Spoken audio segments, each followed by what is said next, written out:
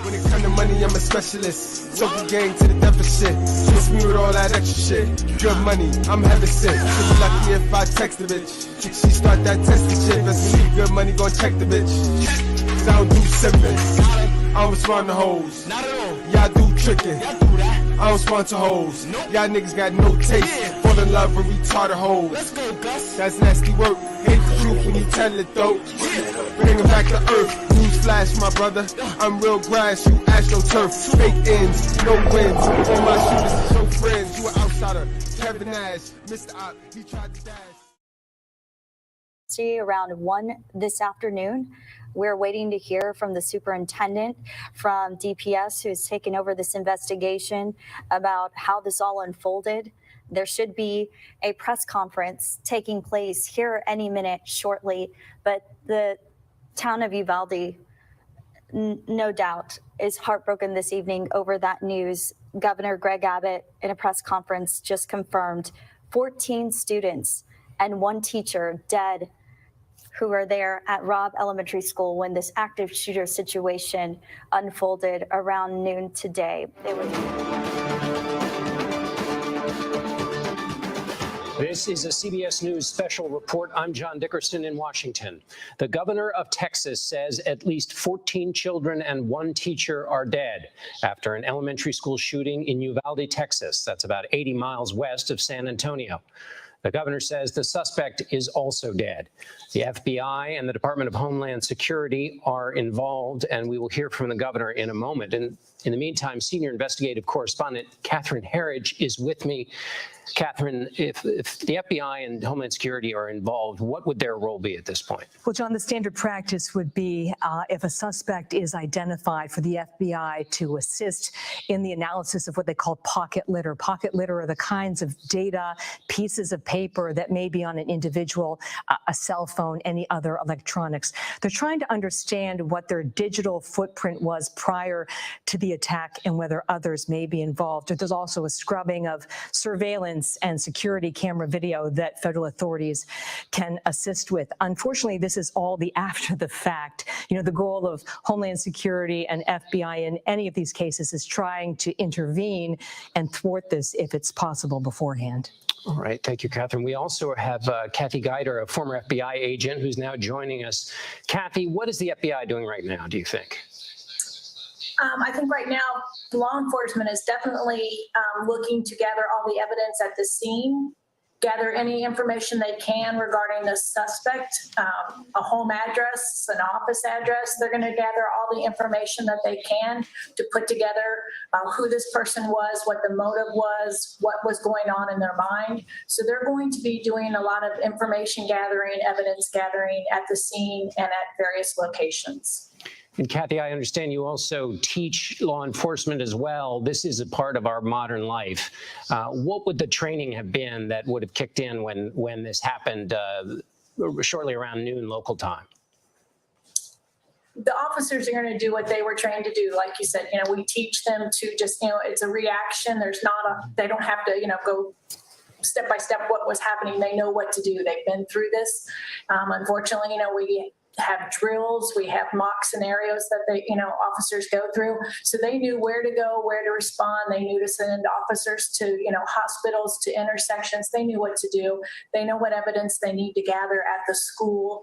And then other people, detectives and others will be going to, like I said, the home of the suspect, gathering information there with search warrants. Of course, somebody's going to be writing search warrants. So everybody, you know, pretty much knows what they need to do. They've learned this in the academy. They've learned this through subsequent training. They know what to do and what needs to be gathered. And we don't want to get ahead of ourselves here. We're still basing this on what the governor said. But with 14 children dead, 1 teacher, does that suggest anything to you about what might have happened in this incident? You know, from what we have seen in the past, there tends to be something that has triggered this person, whether it's a family member, whether it's a retaliation, it's vindictive. And then other times it's purely a hate crime. It's purely, a crime of a religious nature. So right now it's too soon to tell what exactly it is, but to take that number of people, there's usually some kind of passion involved in the person. And we have the comments from the governor now, which we're gonna listen to now. The shooter was Salvador Ramos, an 18-year-old male who resided in Uvalde. It's believed that he abandoned his vehicle and entered into the Robb Elementary School in Uvalde with a handgun, and he may have also had a rifle, but that is not yet confirmed according to my most recent report. He shot and killed horrifically, incomprehensibly, 14 students and killed a teacher. Mr. Ramos, the shooter, he himself is deceased and is believed that responding officers killed him. Kathy, we also, do we still have, Catherine, let me ask you, if we know that 14 are dead, and then maybe as many as 12 more are still in, the governor said he had a handgun. That sounds like more than a handgun. Well, he said there's a handgun and they believe there may be a rifle, but they're working to determine that as well. The thing that caught my attention, John, is this description of the 18-year-old suspect arriving in a vehicle at the school and then sort of almost hopping the fence or moving into the elementary school. And it goes to the idea that there may have been a precipitating event. It sounds like that may have been the catalyst for going to the school and then having that kind of firepower. So you asked me earlier how federal authorities kind of kick in here. Well, one of the things the ATF can do pretty quickly is understand the genesis and the origin of those weapons. How did he have them? Were they his weapons? Were they purchased legally? Kind of the backstory of the weapons. And I think that's going to be extremely important in this case because of the firepower that was unleashed on those very small, innocent children. I mean, it's so hard to get your mind around. That's right. So that there may have been something that set him off, and then he went and carried this out, but he was just heavily armed. I don't want to go too far and speculate, but based on the description and what we heard just from that former FBI instructor, she spoke specifically about an event that may have triggered this individual to launch the attack. But it certainly caught my attention, the description of the vehicle approaching the elementary school and then going inside with at least one, potentially two weapons. And we just to update everybody who may be just tuning in now, the governor of Texas, Governor Abbott, has reported that 14 children and one teacher have been killed in an elementary school in Uvalde, That's a Texas. fact. They're not trying to say shooter in this race. case, an 18-year-old Salvador Ramos was the name the governor gave looking us, at the parents. I'm has trying to also see been killed. We also have with us Kathy Guider. Kathy, what did you take from the governor's press conference, if anything? To show much because you could tell the nationality. Another sad fact that we had another young person committing such a horrific crime. We're seeing a pattern of this across the country, and it's sad, and something's going to need to be done. But I agree. I believe something triggered him, and he had firepower. And most likely, if he shot 14 people, he's had to reload, most likely, depending on the weapon, and continue shooting. Here we're watching footage of families leaving the Civic Center. Obviously, local authorities are trying to be in contact with terrified parents. The school was definitely not a Black American issue. To end the school year this Thursday, and so this was the culmination of the school year, the middle of the school day, and there at the Civic Center you have local law enforcement and parents being informed about the status of either of their children. Catherine, we have here a DHS comment from DHS. You see that, right? It's reinforcing what we talked about earlier, John, that the Secretary is not a Black American issue and has provided all of the assets that they can to support not only the law enforcement, still a good versus evil the human piece. I mean, I know what I've been telling you about. I think it's worth noting that according to our contacts, yes, there is white Custom and Border Patrol agents also went to the scene. So federal authorities Police surged the scene along with local law enforcement to help support that Big Mike operation. drop, you on point, And bro. at You least know one that's of what them it is. It's that was border. It's wounded something with that in the border. process and They remains don't in want them stable there. condition. They don't want I them just want to there, add maybe a period, big bro. picture idea here. We just had a report from the FBI about active shooters inside the United States, and the numbers are clearly very sobering and I think worth mentioning given what's unfolded in Texas. We've seen a surge in the number of active shootings in this country between 2020 and 2021 of 52%, and since 2017, it's up over 95%. Last year alone, 61 shootings, 30 states, more than 100 killed and 140 wounded. And as Kathy was just saying, in some of these cases, extremely young people with access to extremely powerful weapons with just devastating consequences for all involved. In a local report we were listening to, local residents said this kind of thing doesn't happen here. Those numbers suggest it's happening in a lot of hears where it wouldn't have before. Kathy, if you're still with us, retired special agent, as Catherine just mentioned, there were two, we have reporting that says 2 officers were struck by rounds as they surged to the scene. We've got 14 children dead, 1 adult, as many as a dozen injured. What is it like for law enforcement to face that, to be on the other end of that kind of firepower? Clearly, there was a lot of firepower there. Clearly, it's scary, but you're trained to do a job, you know what your job is.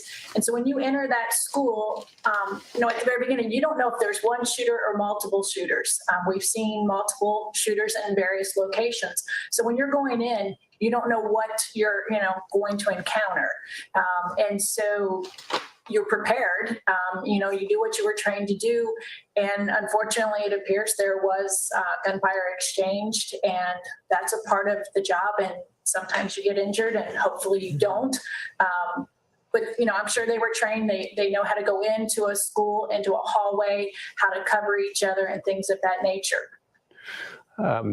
Catherine just mentioned the uptick in mass shooter events. How would that change training? I mean, this has already been a part of our modern life, and training, as you and I have already discussed, but these numbers continue to go up. How do you imagine that would change training? I think it'll continue to be on the training schedule.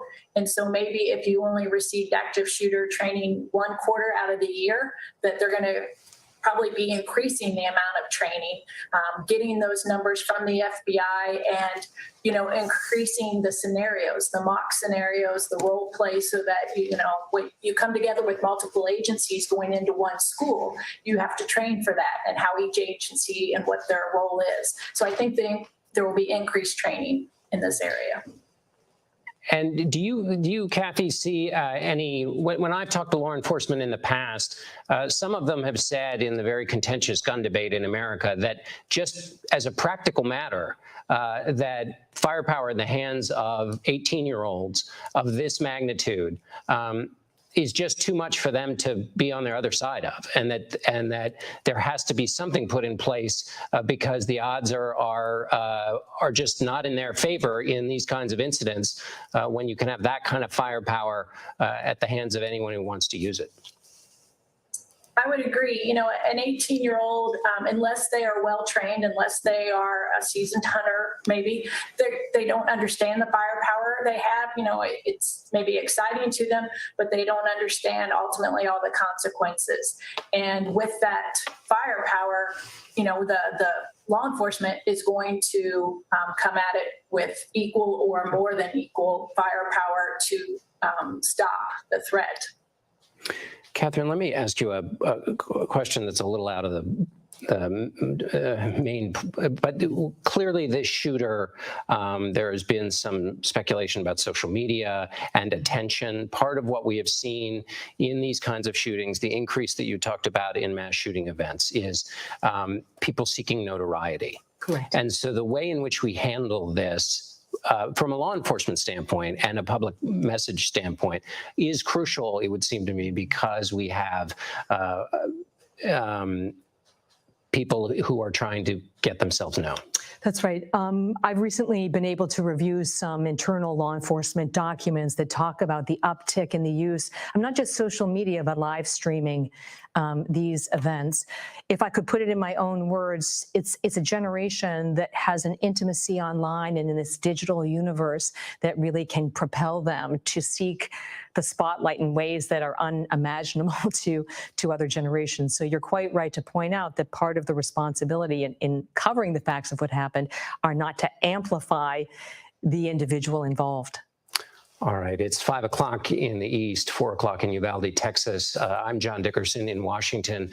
We're coming to you live with a special report. 14 children and 1 teacher are dead after an elementary school shooting in Uvalde, Texas. Governor Greg Abbott of Texas confirmed the death toll in a press conference earlier, and confirmed also that the suspect is dead. Uvalde, Texas is about 80 miles west of San Antonio. The FBI and Department of Homeland Security are involved. And let's listen now to what the governor said earlier.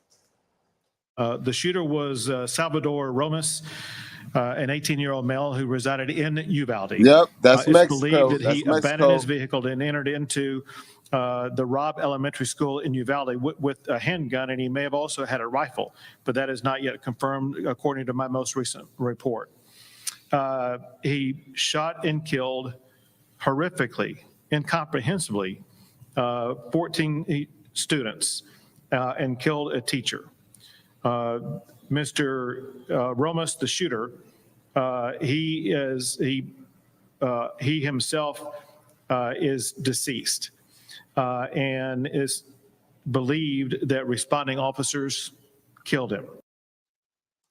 Senior investigative correspondent Catherine Herridge is with me. Catherine, we've also just learned that South Texas Blood is sending blood to Uvalde, Texas, to help with at least 12 other children who are being treated. Yeah, that's right. Just from a federal law enforcement standpoint, what we're seeing is assistance not only from Homeland Security, but other federal agencies with the investigation, but also what I'll call the human piece of supporting the people in Uvalde, Texas. The Homeland Security Secretary, we've learned, has been briefed, and also agents from Customs and Border Protection went to the scene immediately, like a surge capacity, to assist. And at least one, perhaps as many as 2, were injured in the process. That gives you a sense, I think, John, of the scale of this shooting. And as we just heard from the governor, the sense of the firepower involved. And that is where, of course, the ATF can also assist. Here we have pictures of a vehicle that may very well be what Governor Abbott referred to, that Salvador Ramos, the suspect who's been shot, who's been killed. We don't know if that's his vehicle. It could very well be. We're also joined by Kathy Geider, a former FBI agent. She's joining us. Kathy, what is the FBI doing right now? The FBI is going to be gathering information. So since we know a suspect's name, they're going to be talking to the suspect's family members, mother, father, brothers, sisters. What did they know? When did they know it? They're going to be trying to learn everything they can about this child. So as was already mentioned, social media. What social media platforms was he on? What was he posting? Things of that nature.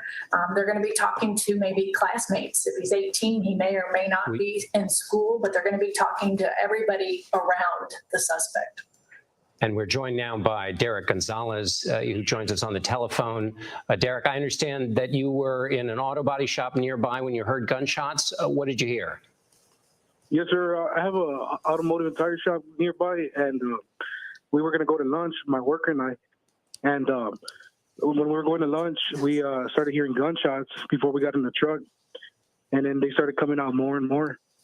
So we got in the truck, and we went around the corner, which is Robb's school. And that's when we saw the funeral home people. They were crying and yelling to be careful because people are shooting. And Derek, when you say funeral home people there, that's because there's a funeral home nearby the school. Is that right? Yes, sir. And I understand you had relatives in the school. Your niece and nephew were in the school? Yes, I got nieces and nephew there. And then my aunt, she's a 4th grade teacher there at Robb. Are they okay? Yes, sir, they're okay. Because that's the first thing I went in my head when I heard everything too. Because my aunt was in there, and then I got family members there too. So how did you find out, Derek, that they were okay? Like 30 minutes later, I was making calls, and then there was officers out there, and then I was telling my aunt was there, and then I guess they were escorting the kids out of the classes, and my aunt went into the funeral home where they were putting all the kids and the teachers in. And Derek, when you said we were headed out to lunch and you heard the gunshots, how many do you think you heard? There was at least maybe 5 or 6. And have you had a chance to talk to your aunt or any of your relatives? I was talking to my cousin, which is her mom, and my cousin's, which is her daughter, Yeah. my aunt, and she was saying that she was okay, but she was close by in that same building. And she was saying that your aunt was okay, or that Yeah, everybody was okay. And did they describe what it was like from inside the building? Yeah, they said it was that they just could hear screaming, and then there was like a silence after that. I guess where they were all hiding. I guess the teachers were probably telling everybody to get down because they've been trained. Yes, I know the teachers. They go through a training when stuff like this happens, where they have to lock the doors and get under the desk. Derek, you mentioned that you're very close by to this. There's the funeral home. Can you tell us a little bit about your community? Yes, the community where I live in, Uvalde, Texas. It's a community like it's a small community where we're all together, and in the neighborhood where the school's at, everybody knows each other. Everybody has grown up around there, and we're always there for each other. And when when we heard all this, all the neighborhoods started coming out, running to the school, because we know everybody has family there at the school. And what was your first reaction when you heard the shooting? Did you immediately know what it was? Yes, because we here in Uvalde, there's a lot of activities to go like hunting and all that. But I knew we're not in hunting season right now, so I said this is not something like somebody's doing to like sport activity. It's somebody shooting for real. So that's when I knew there was something going on. All right, Derek Gonzalez, thank you so much. We're glad to hear the good news that your relatives are safe. Thank you for being with us. Thank you, sir. Bye. Just to update those of you who are joining us, Governor of Texas Abbott has confirmed that 14 children and 1 teacher have been killed in an elementary school shooting in Uvalde, Texas. That's about 80 miles from San Antonio. There are also as many as a dozen other children being treated. Blood is being sent into the area to deal with the wounded. I'm here with Catherine Herridge. Catherine, we've been talking about the federal law enforcement response to this. Do we expect that agents are already on the planes headed there? I don't want to speculate in this situation, but based on my experience, they'll try and assist with the personnel they already have on the ground, because like in many states, they have fusion centers and joint terrorism task forces where they have essentially federal officers who are in that state. So that's what I would expect first and foremost, as opposed to surging assets in from Washington, because it's so time consuming. But they're going to be taking the same kind of procedure now that the suspect has been identified, doing a scrub of all of their social media so that they can build a profile, trying to understand whether this person acted alone, whether there was premeditation, it was sort of a flash to bang situation where it was precipitated very quickly. But I think most importantly, the access to the weapons. This person is 18 years old. We're doing our research on what the carry laws are in Texas. I think based on the reporting I'm seeing so far that it's actually 21.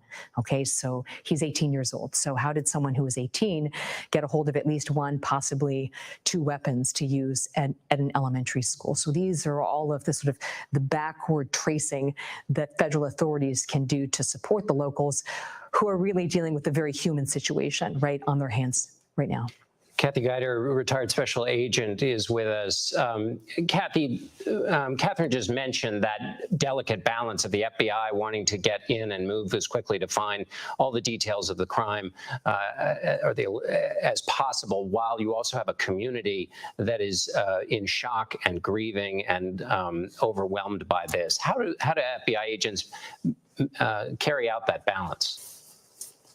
Well, she was correct. They're going to use agents on the ground, like from the San Antonio office or the Houston office will come in.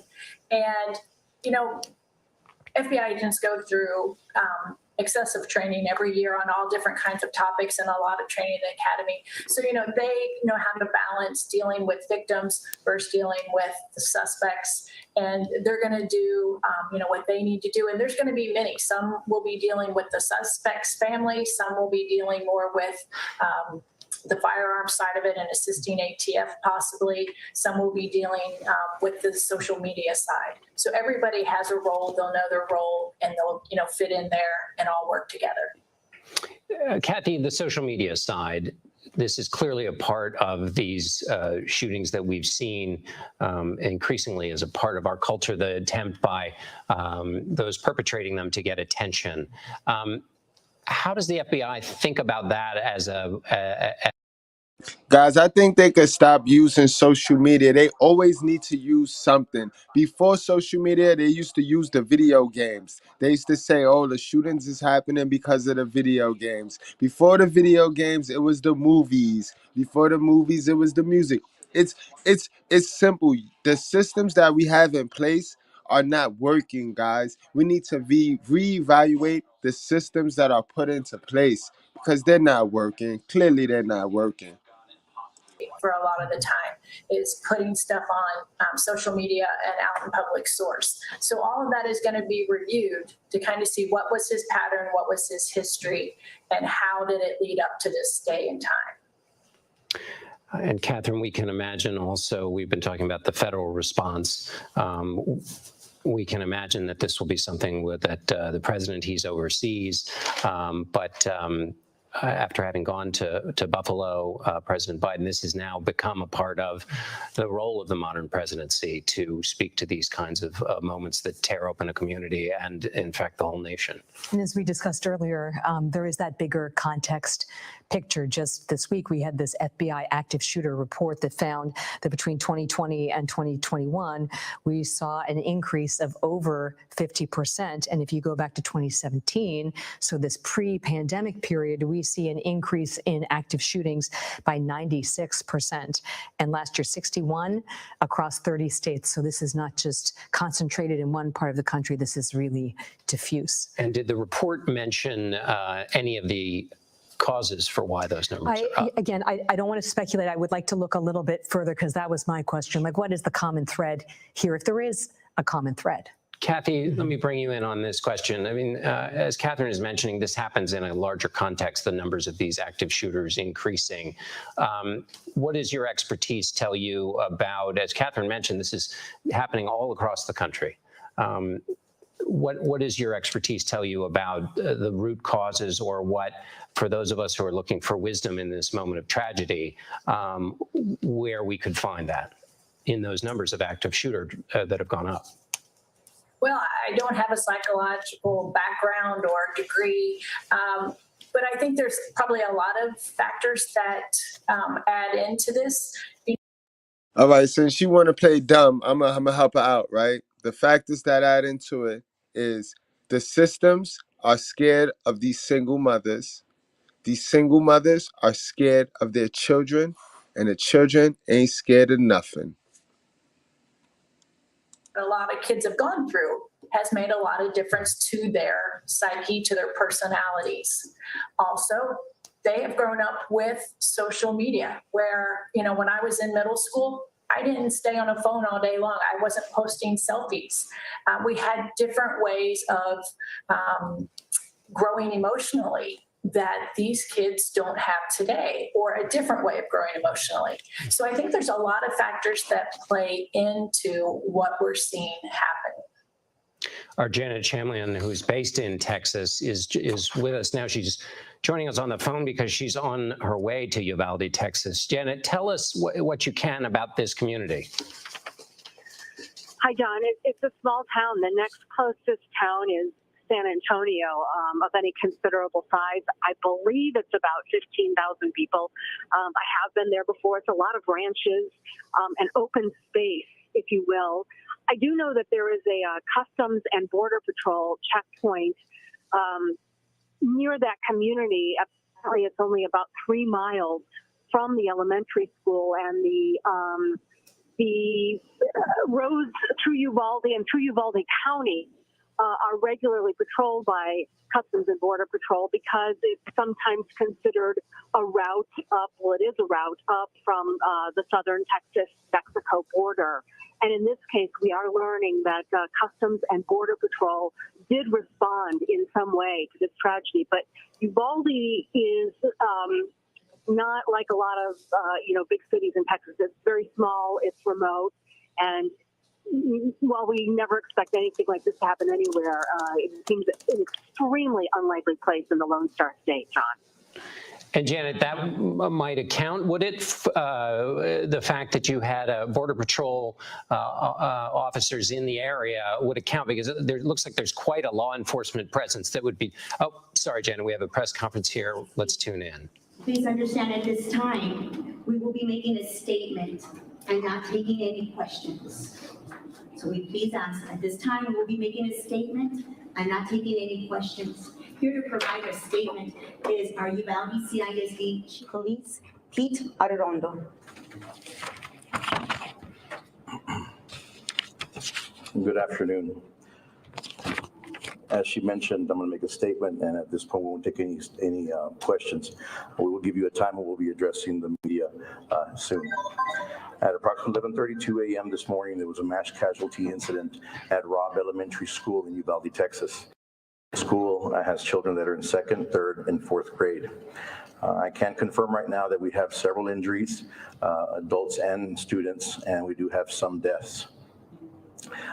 The suspect is deceased at this point. DPS is assisting with the investigation. And at this point, the investigation is leading to tell us that the suspect did act alone during this heinous crime. Families are being notified, and we are providing services to them as the district should. As far as the rest of the district is concerned, safety measures were taken to make sure that we had a safe release for the rest of the district. Throughout our city of Uvalde, and we had numerous law enforcement officers and agencies that assisted with the safety release for those students. We do want to keep all their families in their prayers. I hope you do as well, and we also want to respect the privacy of the family. It is still being worked on, and again, we'll notify the parents and the families as soon as we have some news for them. Thank you so much. Yo, moderators, make sure y'all let all of the comments in. Let all of the comments in, unless it's some old crazy joint that's going to get the channel blocked. But let all of the comments in. I'm going to find a way to take off. I'm going to fix the settings. I don't know why it's sensitive like that, but it's good comments coming in, bro. Thank you. Thank you. Salute, Big B's, You're just for letting me know listening that. to the report from the local Uvalde Police, affirming some of what we already know, which was that at 11:32 local time, there was a mass casualty event. That's about 5 hours ago. The suspect acted alone, they say, and that's about all we got. They took no questions. Governor Abbott of Texas has previously reported that 14 children and 1 teacher were killed in the elementary school there. We also heard from the press conference just now that the grades were 2, 3, and 4 in the elementary school there. The shooter who acted alone is deceased. We also have reports that there are 12 other children being treated in local hospitals, and blood is being rushed to the area from outside of Uvalde, and parents are being still notified, according to the press conference we just heard. Do we still have Janet? Yes, Janet, we were talking, there's quite a law enforcement presence in this very small town. Would that be because it's, as you were mentioning, there's the Border Patrol in Uvalde? So there are stations, of course, all across Texas, and specifically these highways that come up from South Texas and the Mexico-Texas border. And there is a station there, but my guess is at this point, resources are coming in from San Antonio, and as you were discussing earlier, probably already en route from Dallas and Houston. The Border Patrol stations are generally not largely staffed, but would respond to an emergency at a school when called upon, and are generally armed as they patrol the Texas roads. Kathy Guider is also with us. She's a retired special agent for the FBI. Kathy, we just heard the suspect acted alone. How does that change the scope of what the FBI would be doing now in this immediate aftermath of the shooting? It's not really going to change a lot. It just maybe decreases their workload, a slight bit, since they only have one person to focus on. So once again, they're going to be going to that person's family residence. They're going to be talking to the family. They're going to be talking to maybe coworkers if he had a job. They're going to talk to friends, neighbors. Like I said, they're also going to be gathering any social media information, gathering any devices, a telephone, a laptop, and they're going to be working on all of those. So it just means most likely one person whose information they're going through rather than multiple if there was more than one suspect. We've also just been informed that the president, who is in the air, has been informed of the shooting. That's all we know, but that he has been informed. Catherine, were you? No, I just think, like so many folks who are listening at home, John, I think the details of that last press conference, we knew it was a shooting at an elementary school, and now we know that it was really the youngest, the smallest, the most vulnerable children that were targeted, according to the police, by the suspect. And I just, on a personal note, it's very hard to get your mind around an 18-year-old singling out children of that age with one or perhaps two weapons. That's right. And continuing the carnage, we have no additional details at the moment. Governor Abbott of Texas telling us earlier that 14 children and one teacher have been killed in Uvalde, Texas at an elementary school shooting. We have as many as a dozen other children are in the hospital being treated. The local parents are still being notified. School parents are being notified from this mass casualty event at the school where second, third, and fourth graders attended school, and the shooting started about 5 hours ago. The suspect acted alone, and we've been seeing pictures of a vehicle on the school grounds that looks to have been the shooters. Governor Abbott of Texas named the shooter Salvador Ramos, an 18-year-old. He has been killed. We don't know what weaponry he used, but it was quite a lot of firepower given the casualties that we have so far. Kathy, what else strikes you as you've been thinking about this mass casualty event and how agents would be responding to it? Right. So they're going to be trying to put together a timeline. What was this 18-year-old doing in the last 24, 48 hours? What was he reading? What was he watching? Movies, videos, TikTok, YouTube videos. What was he doing? What was his mindset? And that's going to be very important to talk to his family. What did they see him doing? And, was he alone? Was he being quiet?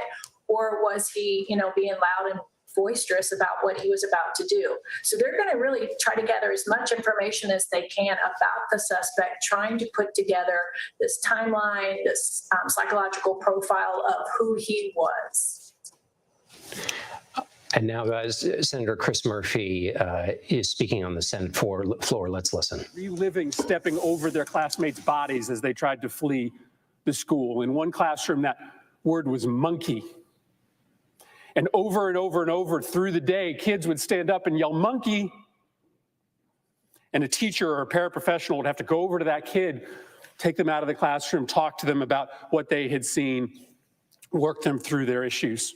Sandy Hook will never, ever be the same. This community in Texas will never, ever be the same. Why? Why are we here? If not to try to make sure that fewer schools and fewer communities go through what Sandy Hook has gone through, what Uvalde is going through. Our heart is breaking for these families. Every ounce of love and thoughts and prayers we can send, we are sending. But I'm here on this floor to beg, to literally get down on my hands and knees and beg my colleagues. Find a path forward here. Work with us to find a way to pass laws that make this less likely. I understand my Republican colleagues will not agree to everything that I may support, but there is a common denominator that we can find. There is a place where we can achieve agreement that may not guarantee that America never, ever again sees a mass shooting, that may not overnight cut in half the number of murders that happen in America. It will not solve the problem of American violence by itself, but by doing something, we at least stop sending this quiet message of endorsement to these killers whose brains are breaking, who see the highest levels of government doing nothing, shooting after shooting. What are we doing? Why are we here? What are we doing? I yield the floor. Chris Murphy. That was Senator Chris Murphy, former congressman of the 5th District of Connecticut, which included the Sandy Hook Elementary School, where in 2012, 26 people were killed.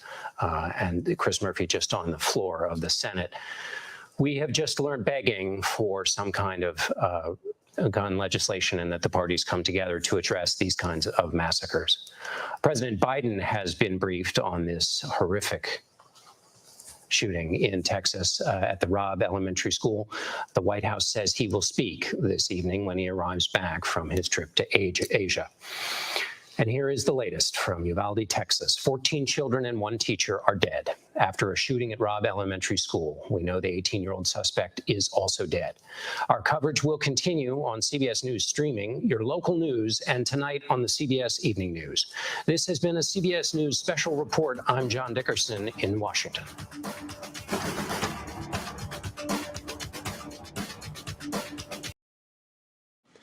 Yeah, that was a great ass point right there, world class. They don't go this hard. They don't go this hard when it comes to the moms killing the kids, throwing the kids in the garbage. You know what I mean? They slap them on the wrist.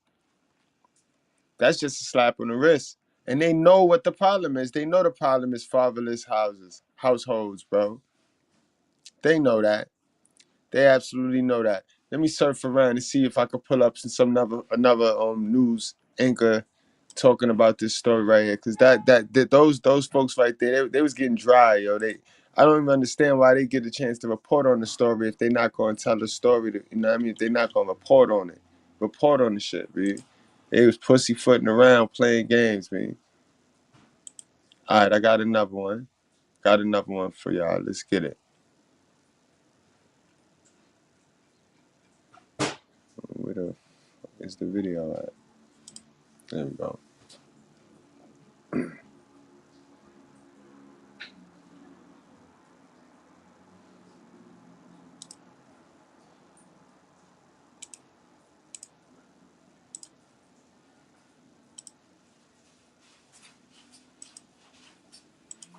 I don't.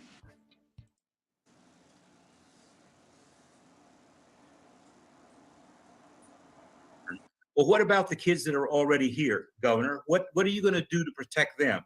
What about the 14 we lost today? What about the 20 we lost to Sandy Hook? I mean, when is this going to end? Instead of all this chest pounding about, they're passing this legislation, to protect the unborn, and we do nothing to protect the ones that are already here. At some point in time, we have to all just say, that's enough. It's enough.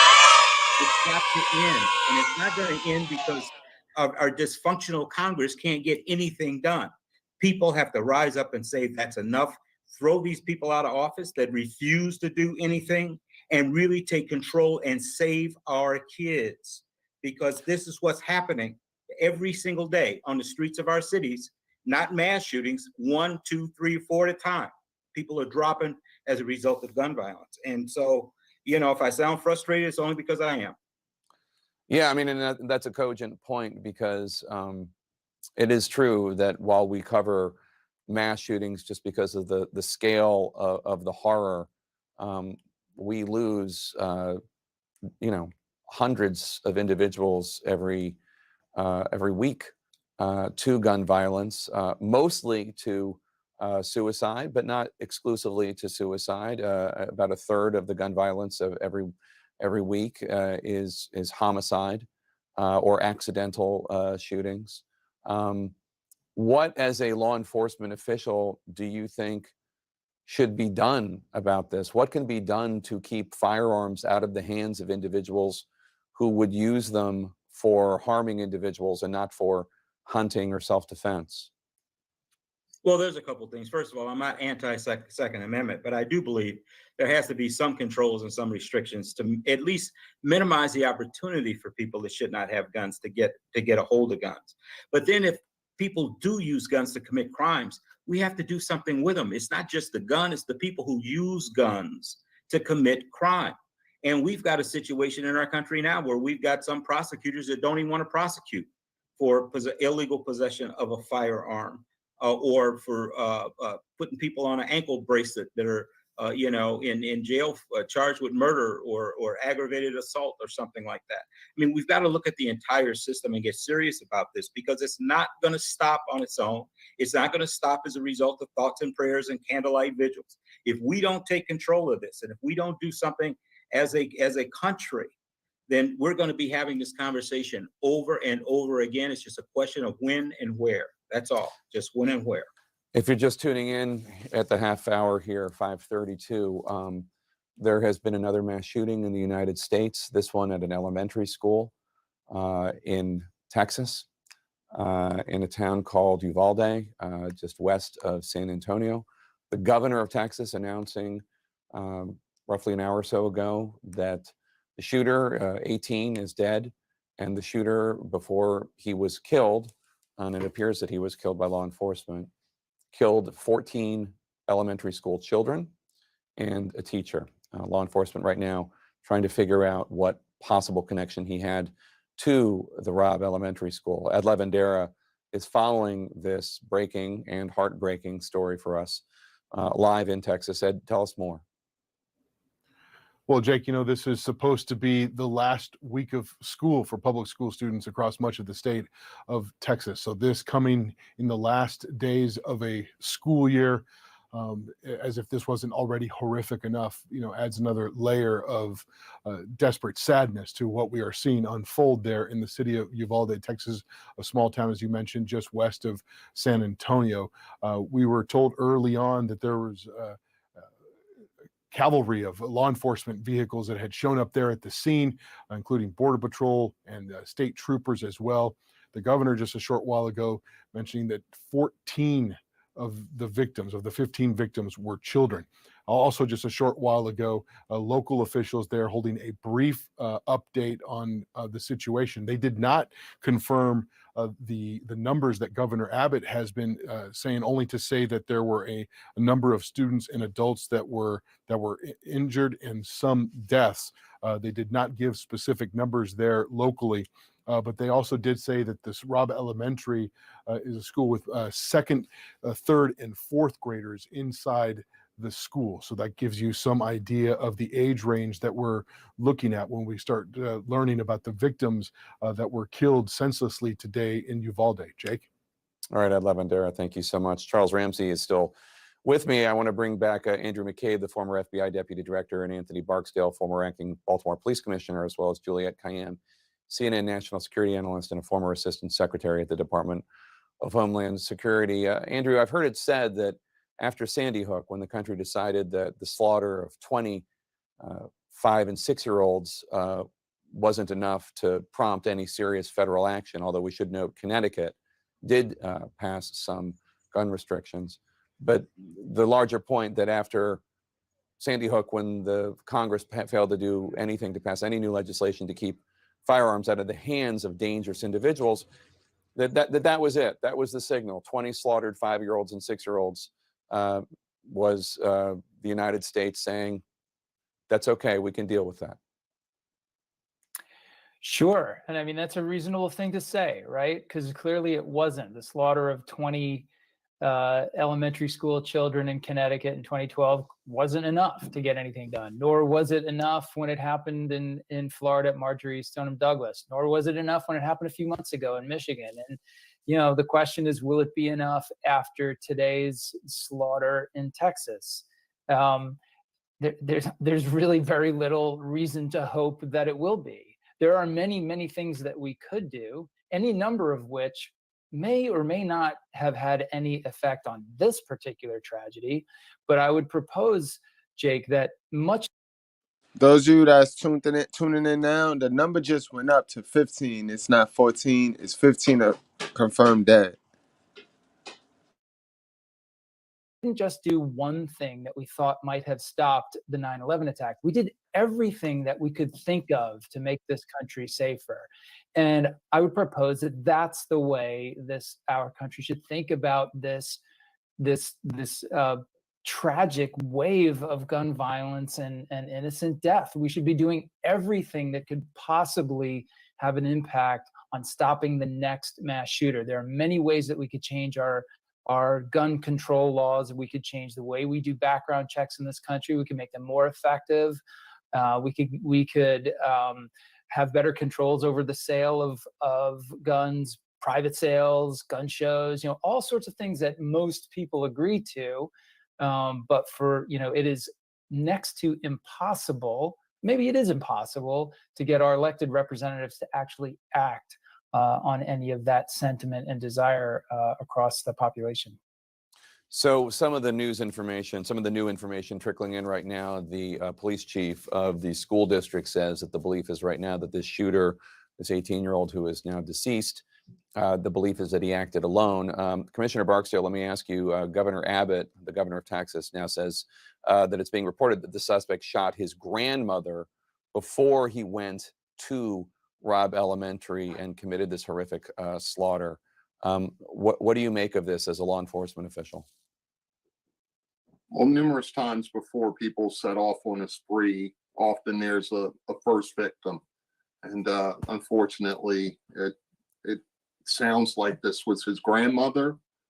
And that's, it's just tragic all the way around. But something that can be done at this point in time is to start really focusing on were there any signs that he was going to do this. And that's going to be part of the investigation. Was he one who had mental health issues or certain communications on the internet? So there's a lot of work to be done here, but it's going to have to be done methodically, and this is going to take a little time. But I don't know if I'm so quick to just shut down, hey, the person's alone. I don't know if we're I still feel it's a little immature at this point to make just clear statements about if an individual was alone or not. Yeah, no, sure. A lot of work to be done. Yeah, no, I mean, obviously all of the information coming in right now is early information. That was the police superintendent, I believe.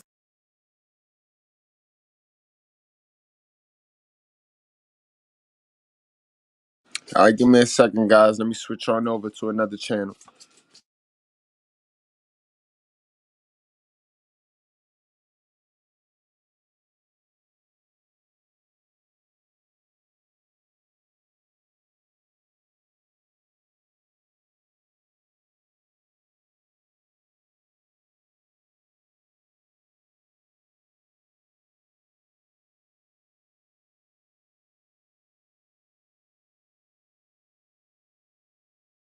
But we appreciate the time that you focus on to get the full details out. Thanks, Jeff.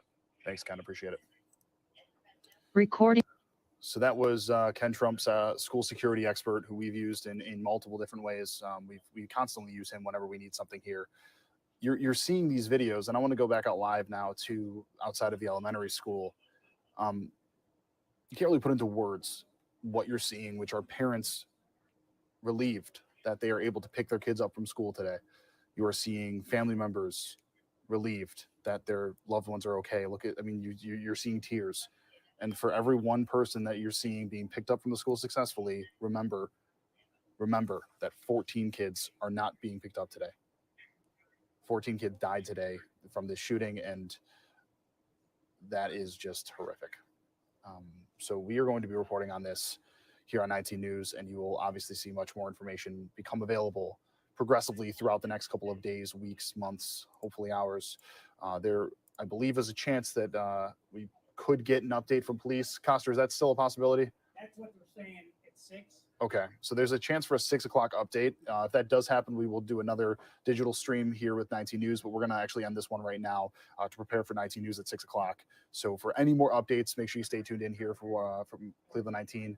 If you've been tuning in for Local News Live, we'll send you back to the programming over there. But for all of us here at 19 News, we appreciate your time today. We appreciate you watching, and we'll have more coming up in about 20 minutes. Good stuff there from Cleveland 19 News. Going to transition real quick over to that brief press conference we got moments, really about 20 minutes ago, from police in San Antonio.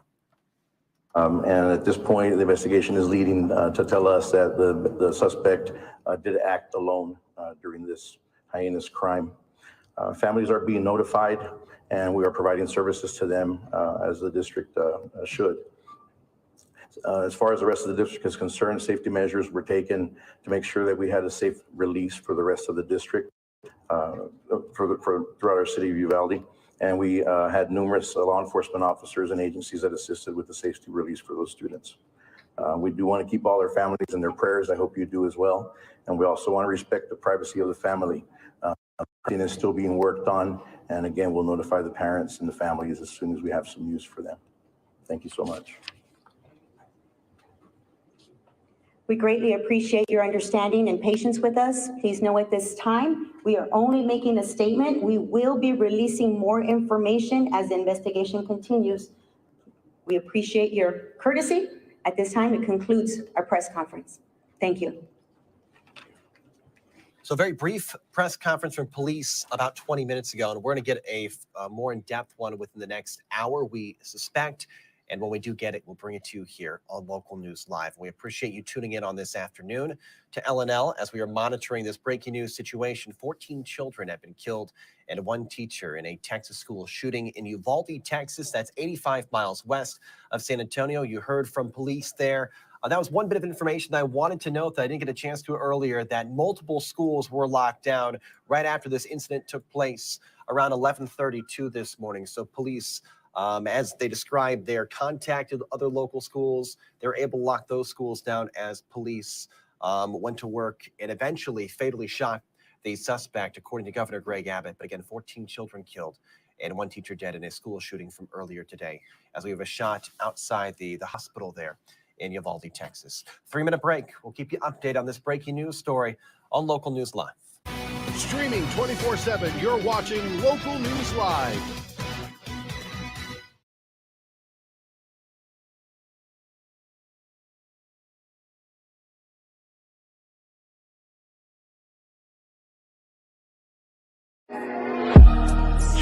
You are not niggers.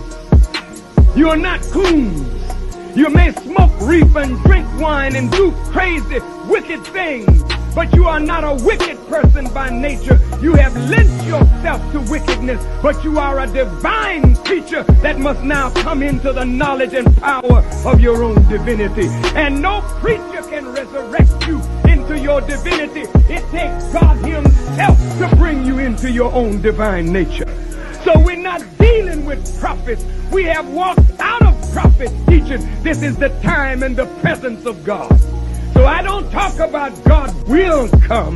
God is already here. And he's working in me to resurrect you to your divine nature.